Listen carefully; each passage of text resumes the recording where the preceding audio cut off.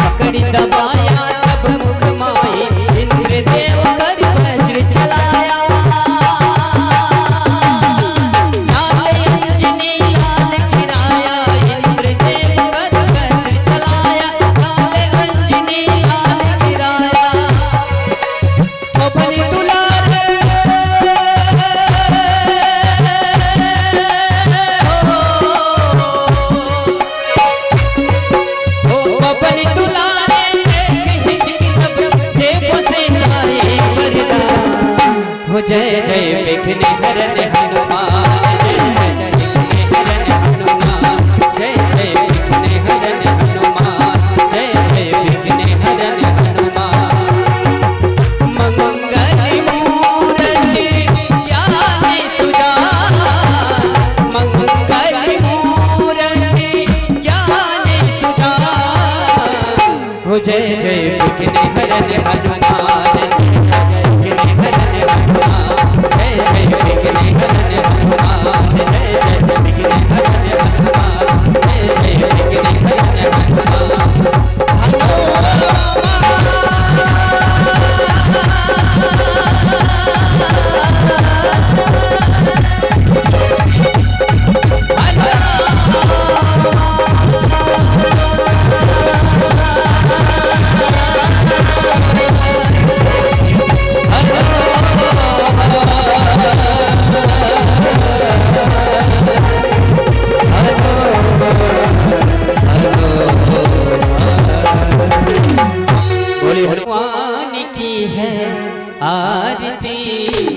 पापियों को पाप से है तारती वे भाग्यवत भगवान की है आरती पापियों को पाप से है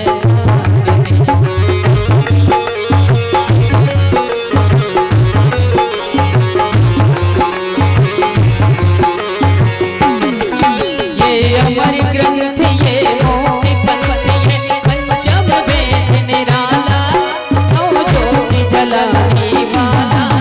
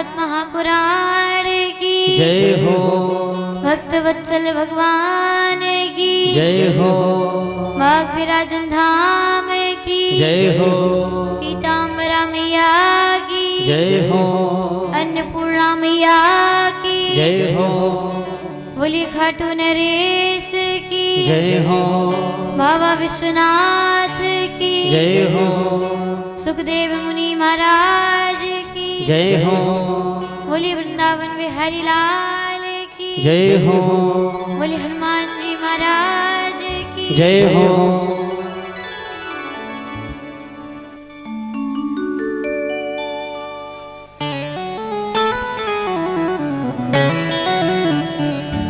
वर्णनाम अर्थ संघानाम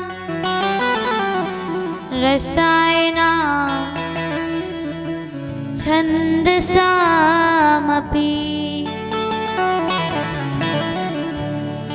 मंगलनाम च कर्तारो वन्दे वाणी विनायको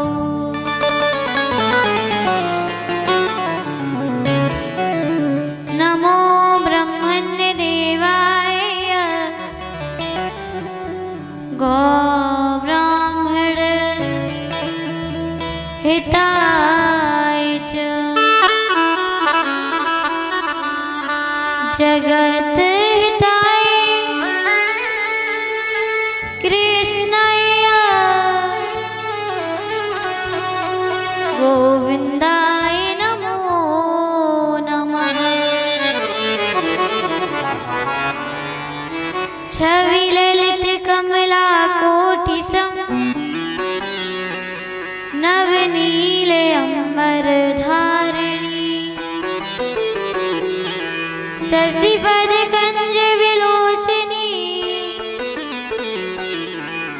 श्री चंद्रिका मृदुभासिनी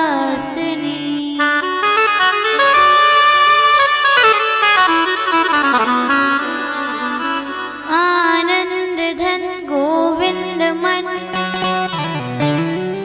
मंदिर अनन्य निवासिनी घन श्याम धन हित चात की घन श्याम धन हित मोहनी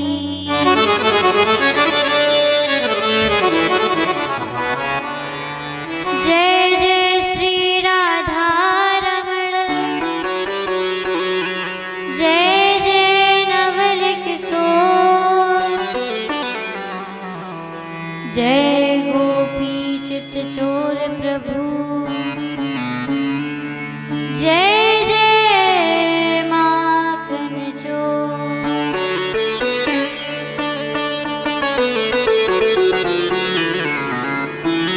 हरि ओम नमो पार्वती पते नमः महादेव नमः बुद्धिहीन तनु जानिके सुमिरो पवन कुमार बल बुद्धि विद्या देव मुहे हरहु क्लेश विकार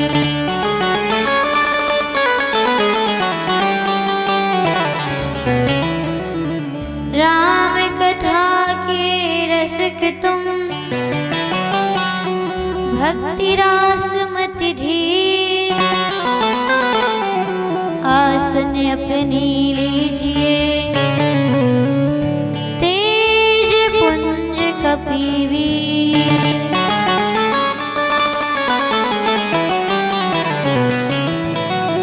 जय जय श्री राधे जय जय श्री राधे जय जय श्री राधे जय जय श्री राधे। बोले हनुमान जी महाराज जय हो। बोले सुखदेव मुनि महाराज की जय हो। बोले वृंदावन बिहारी लाल की जय हो। बोले राधे रानी सरकार की जय हो।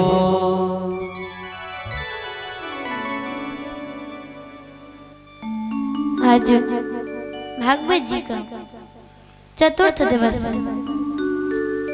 आप चौथे दिन की कथा सुनेंगे, लेकिन कथा प्रारंभ होने से पहले मन और वाणी को पवित्र करने के लिए 5 मिनट भगवान का संकीर्तन करेंगे। इसके पश्चात कथा श्रवण करेंगे। वाणी का सहयोग और तालियों की सेवा प्रदान करते रहे। बोलिए वृंदावन बिहारी लाल की जय हो। जय राधा माधव जय कुंज बिहारी। जय राधा माधव जय कुंज बिहारी। जय राधा माधव जय कुंज बिहारी।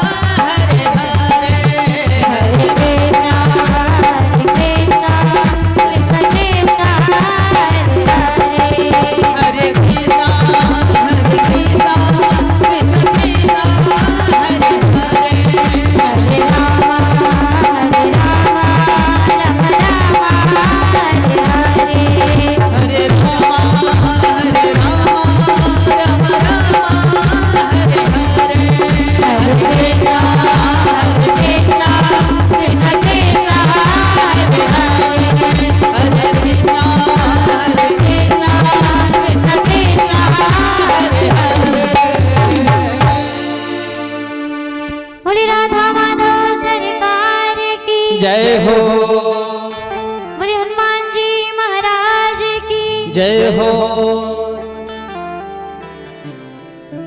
श्री राधे।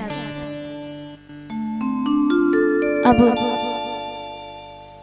हम लोग कथा की ओर बढ़ेंगे। कल आपने भोले बाबा के दिव्य विवाह की कथा को श्रवण किया। आज आप भगवान के अवतारों की कथाओं को श्रवण करेंगे और साथ में हम राम जन्मोत्सव और कृष्ण जन्मोत्सव भी मनाएंगे। श्री सुखदेव जी महाराज राजा परीक्षित जी को कथा श्रवण करा रहे हैं। तो परीक्षित जी महाराज सुखदेव जी से कहते हैं कि महाराज ये बताइए कि भगवान ने अवतार कितने धारण किए हैं। तो सुखदेव जी कहते राजन,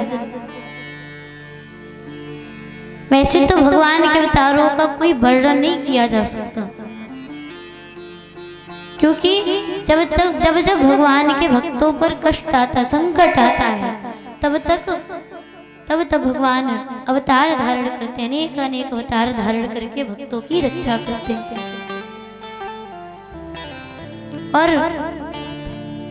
भागवत जी में मुख्य 24 अवतारों का वर्णन किया गया है। श्री सुखदेव जी महाराज राजा परीक्षित जी से कहते हैं कि राजा, पहला अवतार भगवान ने सनकादिक ऋषियों के रूप में लिया। दूसरा अवतार नारद जी के रूप में। तीसरा अवतार वराह अवतार। इसमें भगवान ने हिरण्याक्ष नाम के दैत्य का वध किया। हिरण्याक्ष नाम का प्रतापी असुर हुआ। ब्रह्मा जी की तपस्या के वरदान पा करके लगा देवताओं को सताने, अत्याचार करने लगा पृथ्वी पर। तो पृथ्वी मैया ब्रह्मा जी के पास जाती है और कहती है, प्रभु आपने अपने भक्त को ऐसा वरदान दे दिया कि सभी को परेशान कर रखा है। मैं और कष्ट सहन नहीं कर सकती, अत्याचार। आप जल्द से जल्द कोई उपाय ढूंढिए। ब्रह्मा जी कहते हैं, देवी मैं इस बारे में तुम्हारी कोई सहायता नहीं कर सकता। मैं तुम्हें भगवान नारायण के पास ले चलता हूँ, वो तुम्हारी सहायता अवश्य करेंगे। और इतना कह करके ब्रह्मा जी पृथ्वी मैया को साथ लेकर के क्षीर सागर पहुंचते हैं। पृथ्वी मैया भगवान नारायण से निवेदन करती हैं कि प्रभु मैं और कष्ट सहन नहीं कर सकती, आप अवतार धारण करिए। भगवान कहने लगे, देवी आप कुछ समय के लिए धैर्य धारण करिए, मैं जल्दी ही अवतार धारण करूंगा।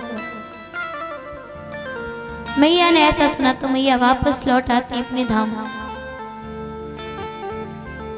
इधर एक दिन हिरण्याक्ष अपने गुरुदेव भगवान शुक्राचार्य जी के पास आता है और शुक्राचार्य जी से कहता है, गुरुदेव मैंने तीनों लोकों पर अपना अधिकार स्थापित कर लिया, लेकिन ये देवता मेरी शरण में क्यों नहीं आ रहे हैं?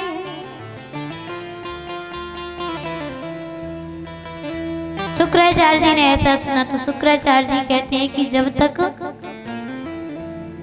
पृथ्वी पर कहीं ना कहीं हवन होते रहेंगे, पूजा पाठ होती रहेगी, तब तक ये देवता तुम्हारी शरण में आने वाले नहीं है। जैसे ही हिरण्याक्ष ने ऐसा सुना, तुरंत गुरुदेव भगवान को प्रणाम किया और चल पड़ता है और पृथ्वी मैया के पास पहुंचता है। और पृथ्वी मैया के पास जाकर के पृथ्वी मैया को गेंद की भांति अपने हाथों में उठा लेता है और पाताल लोक ले जाता है और जल में पृथ्वी मैया को स्थापित कर देता है। चारों तरफ मैया के शुद्ध पदार्थ लगा देता है।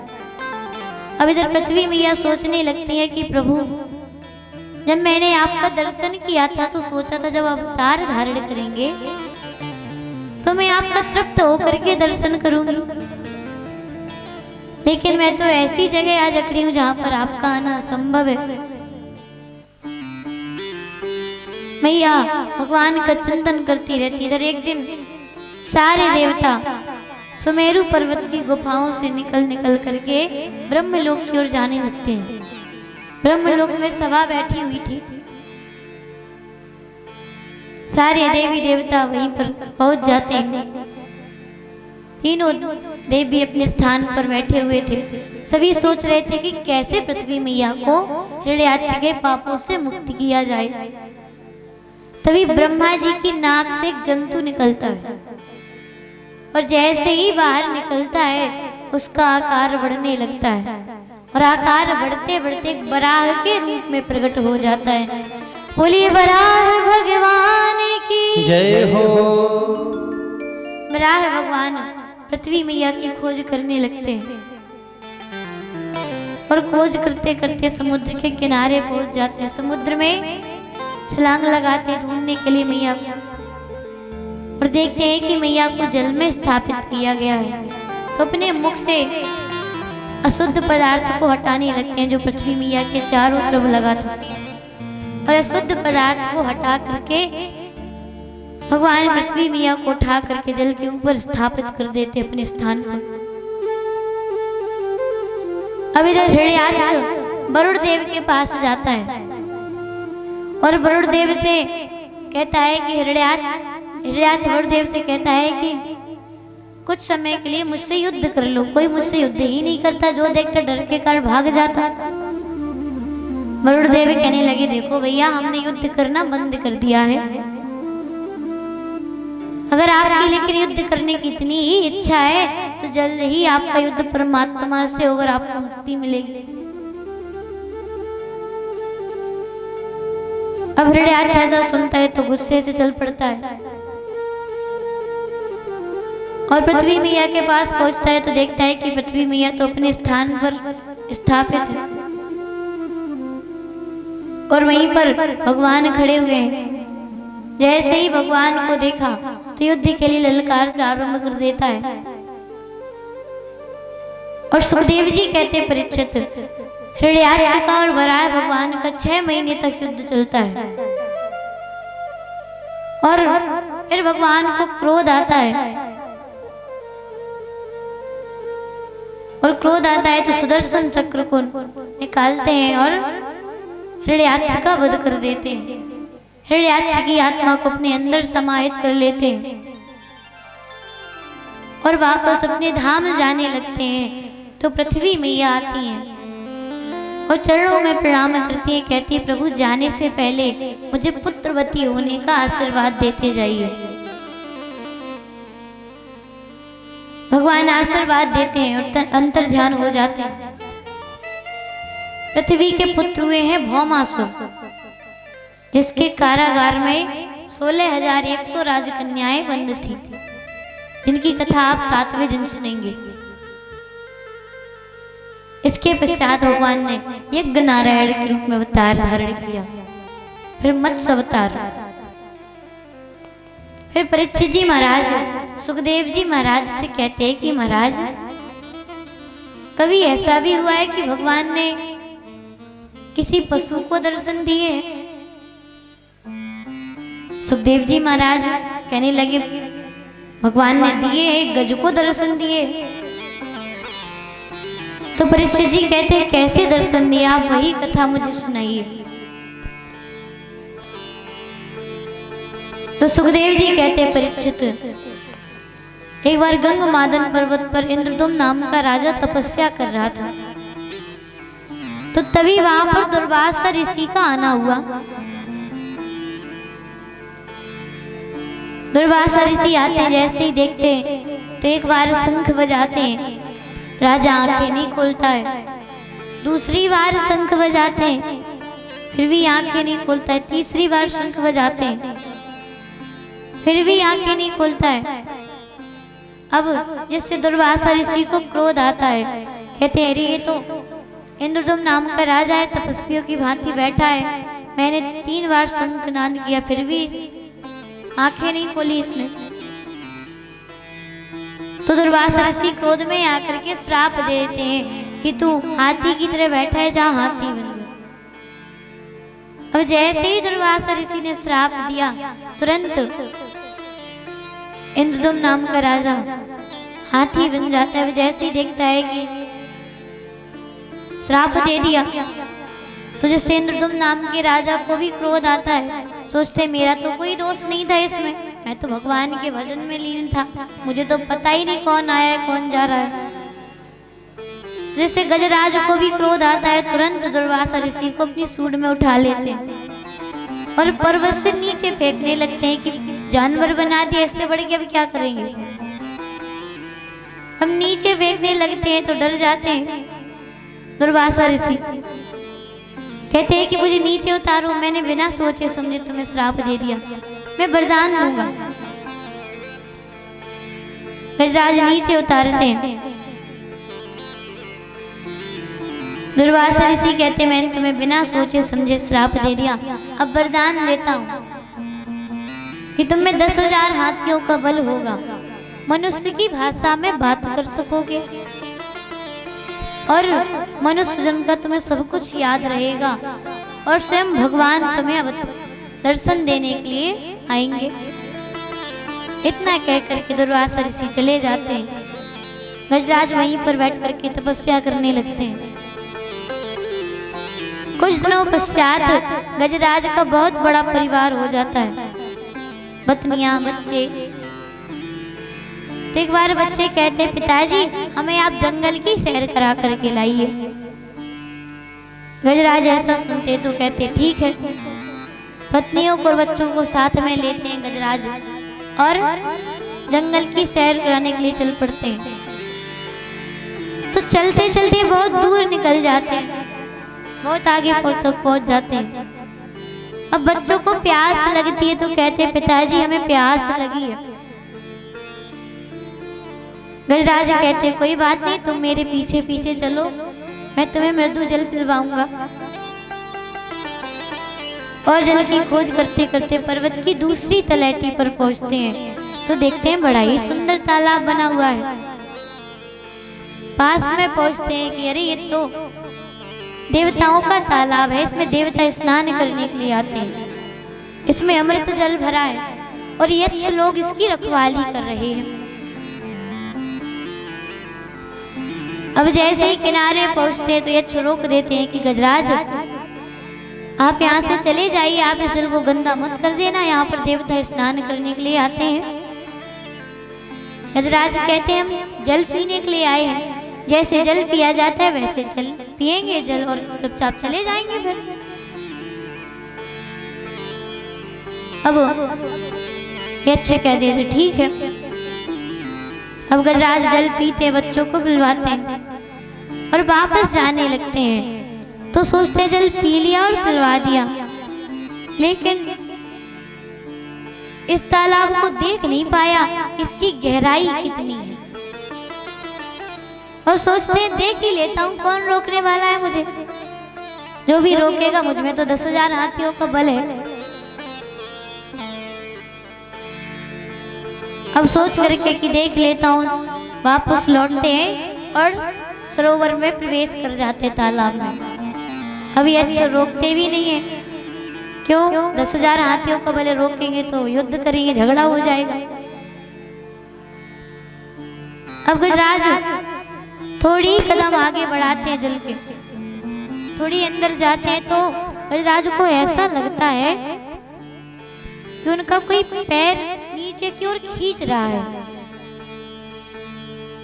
तो जैसे ही जल में देखते हैं तो गजराज को हंसी आ जाती है। गजराज का पैर एक ग्राह खींच रहा था, ग्राह यानी मगरमच्छ।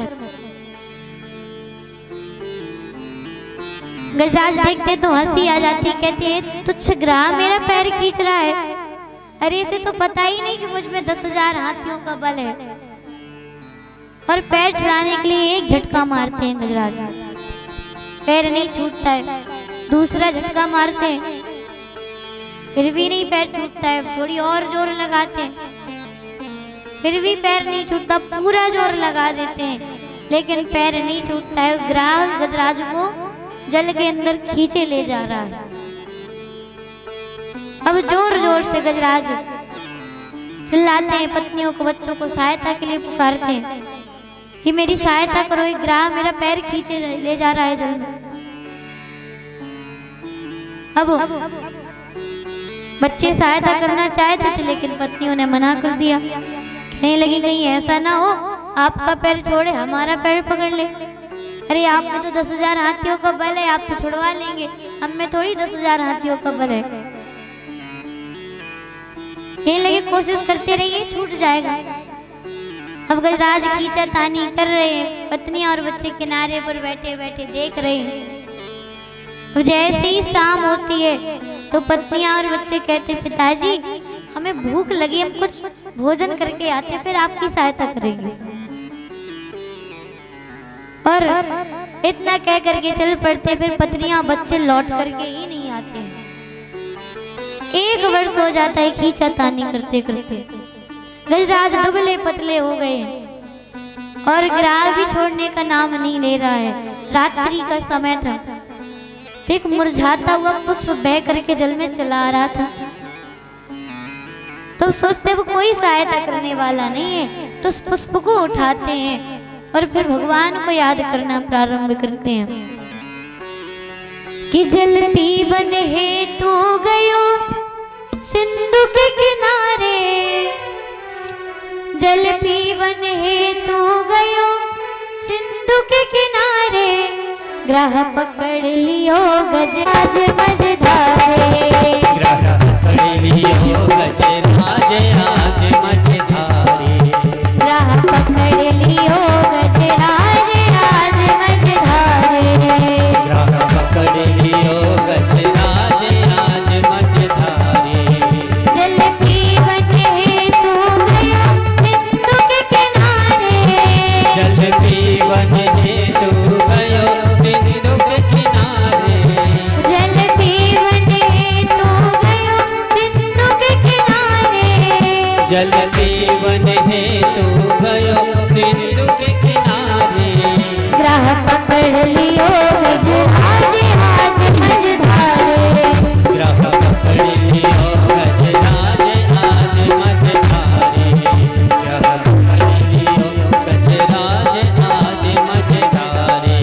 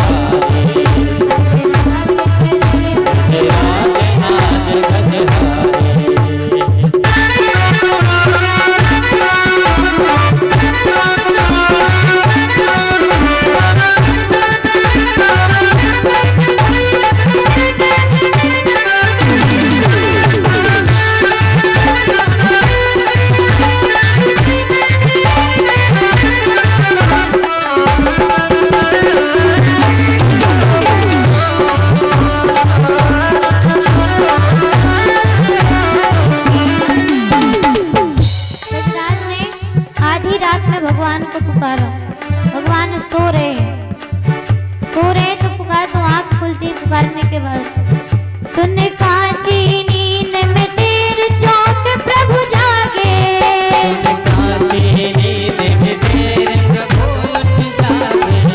सुन कांची नींद में तेरे चौक प्रभु जागे,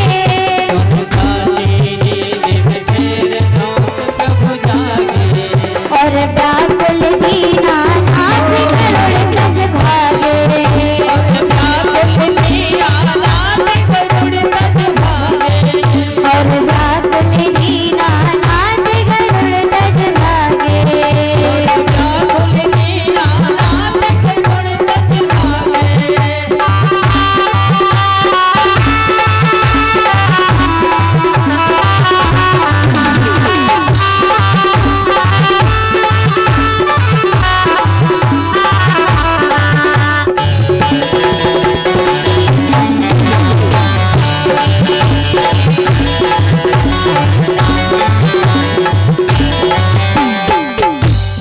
भगवान का भक्त भगवान